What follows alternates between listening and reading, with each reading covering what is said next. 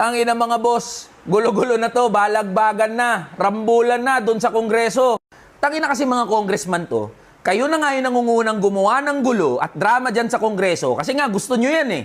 Tapos ngayon nagkakandalabo-labo na, pabiktim kayo ngayon. Kayo ngayon yung mababait, malilinis. Kayo yung mga honorable dyan sa Kongreso. O sige, isa-isahin natin mga boss. Gets naman namin na lahat ng public officials ay dapat transparent at accountable. Yung budget na napupunta sa kanilang mga opisina ay dapat mai-report sa taong bayan kung paano ito ginastos at saan ito napunta. Pero sa dinami-rami ng ahensya ng gobyerno na merong confidential fund, bakit OVP lang, Office of the Vice President lang, yung pinupukpok nyo? Kung talagang seryoso kayo na sugpuin ang korupsyon, na putang ina, umpisahan nyo mula Office of the President hanggang sa mga ahensya ng gobyerno, hanggang sa mga local government units na meron ding confidential funds. Tapos kayo rin mga congressman kayo, ang kakapal na mukha nyo. Kayo nga mismo hindi nagli-liquidate ng pondo ng mga opisina nyo eh. Liquidation by certification nga yung tawag, di ba?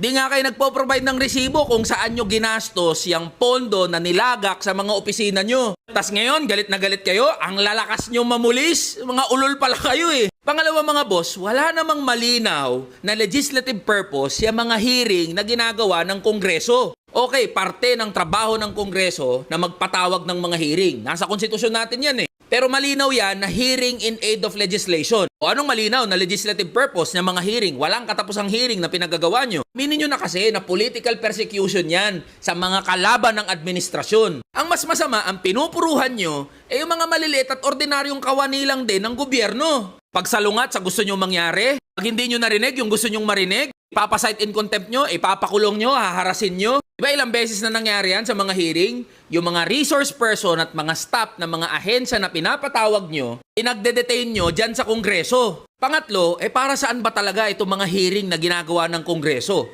Ano ang goal at objective at ganun na lang ka-invested itong mga congressman na maglunsad ng walang katapusang mga hearing? Alam naman namin, nagibaan to ng mga kampo nyo bilang paghahanda para sa 2025 at 2028 elections. Kaya nga nagmamadali na kayo para mapa-impeach si Sara Duterte. Bakit? Pag napa-impeach si Sara Duterte, mai-impeach na rin ang korupsyon, matitigil na ang korupsyon, lahat ng nawawalang pera, mababalik na, lahat ng confidential funds, maliliquidate na, magiging maayos at maganda na serbisyo ng gobyerno, gaganda na ekonomiya ng Pilipinas, magiging okay na buhay ng mga manggagawa. Pare-pares naggago itong mga congressman na to eh. Kaya mga boss, yung drama ng Kongreso tsaka Senado, wala tayong mapapala dyan.